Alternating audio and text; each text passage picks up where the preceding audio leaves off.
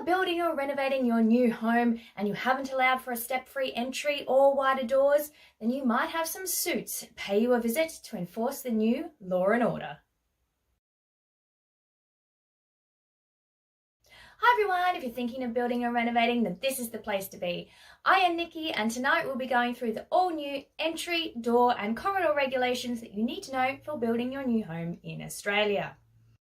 In most of Australia, these laws are in force right now, but some old designs haven't been updated to the new code, so don't get caught out.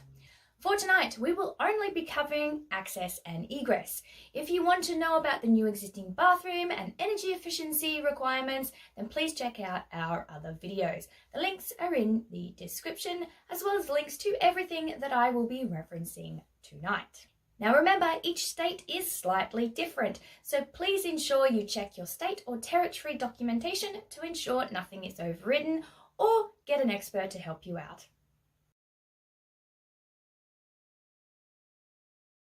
The first thing you require is a step-free continuous access path to your home. Now this can be done in several ways, via a footpath from the front of your boundary or the main road, directly from a garage or carport attached to the building with a compliant entrance door, or via a footpath attached to a garage or carport on the property.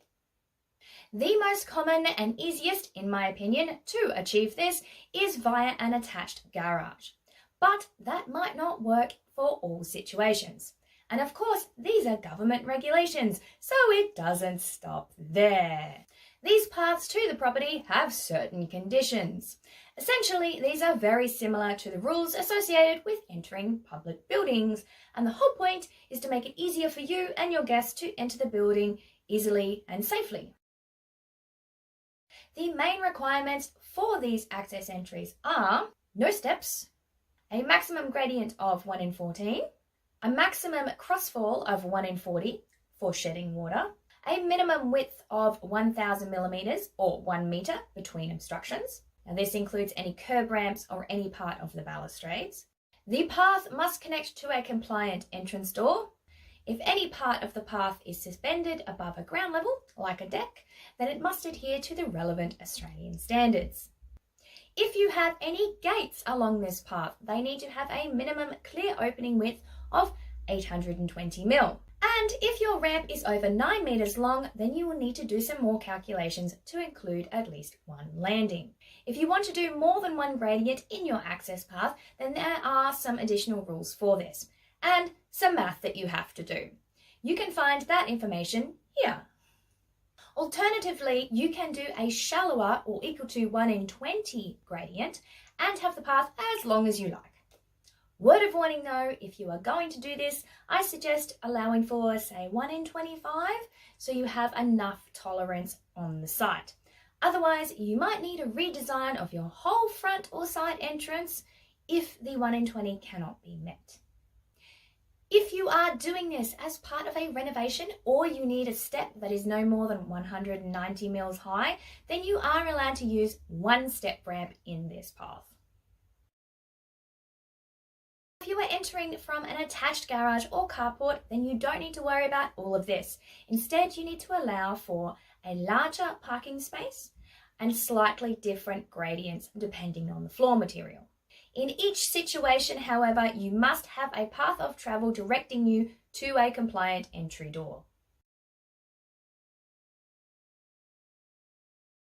You've successfully got from the front boundary of your property to an entrance door. Yay! Now what? Well, in order to have a compliant entrance, you now have to provide a minimum clear opening width for the door, a step-free or ramped door threshold, a landing area around the door, and the entrance must be weatherproofed, that is, not exposed to the elements. What do I mean by clear opening width? Well, it's effectively the circulation space of the door, which is different than the width of the door or the width of the door frame. As you can see here, it is measured from the inside of the door frame, including any doorstops, gaps or seals, to the inside of the open door leaf. In order to comply, this dimension needs to be at least 820 millimeters. I know, right?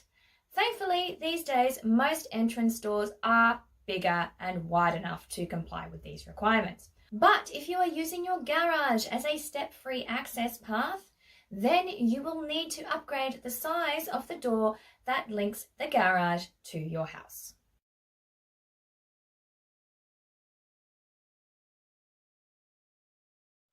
The next step in this journey is getting over the door threshold.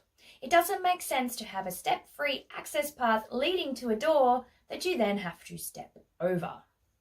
In order to comply, the threshold must be level, have a maximum 5 mm sill height if the lip is rounded or beveled, have a ramped threshold, or where you cannot do any of these options, you can use this specific profile that is no more than 15 mm in total height from the finished floor levels. Now I hear some of you thinking, what if I just put a rubber mat down that makes up the difference?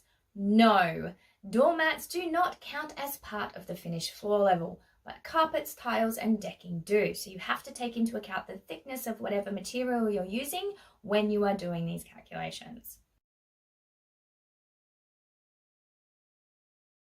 In addition to this, you will also need to provide space around the door. This is to allow for wheelchairs, prams, trolleys, walkers to get in and out and around the front door. Now this is only required on the external part of the door, but my argument is this should really be on both sides of the door.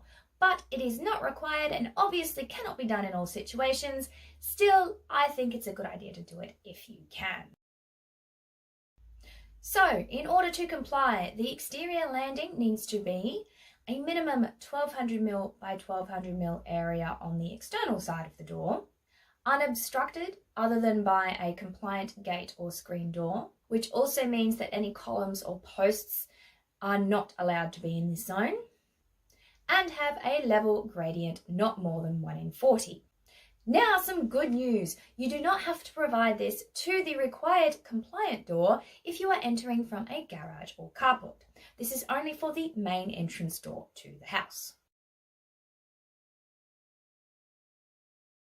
To make this whole entrance as safe as possible, we also need to make the area waterproof.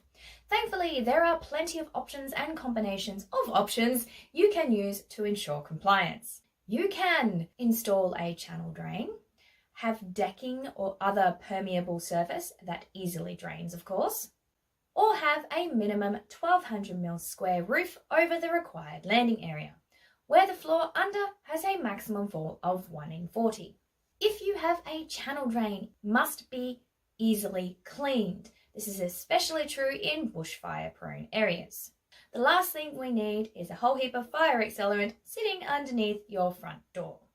There are other requirements including slip resistance, rainwater management and drainage, which are very specific to your location. So if you are interested, you can check them out here. Or if you have insomnia and want to get to sleep, it's pretty good for that too.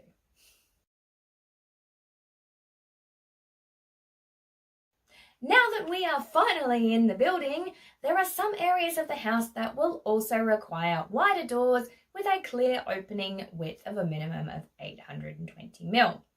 These areas are the habitable room or laundry on the ground or entry level, entry from an attached garage or carport that is used as an access path, the required compliant sanitary compartment, the required compliant room with a shower, which could be the same as the sanitary compartment or could be a completely different bathroom, and any door that is in the path of travel to any of these areas. Now, if you want to know what I mean by compliant sanitary compartment or compliant shower room, then check out some of our previous videos. The links are in the description. For these doors, the thresholds also need to be level, have a height not more than 5 mm, or have a ramped threshold the same as the entry door requirements. To add to all of this, all internal corridors, hallways and passageways that are connected to any of these doors must have a minimum clear width of 1 metre.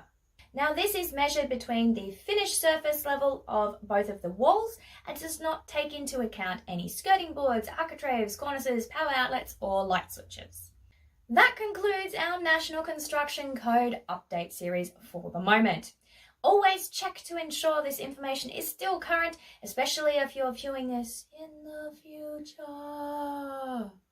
Thank you for joining us tonight. I hope this has been helpful. Don't forget to stay tuned for next month's video where we'll be comparing different window types. I am Nikki, CEO and founder of Totally Wicked Group. Hope you have a totally wicked evening.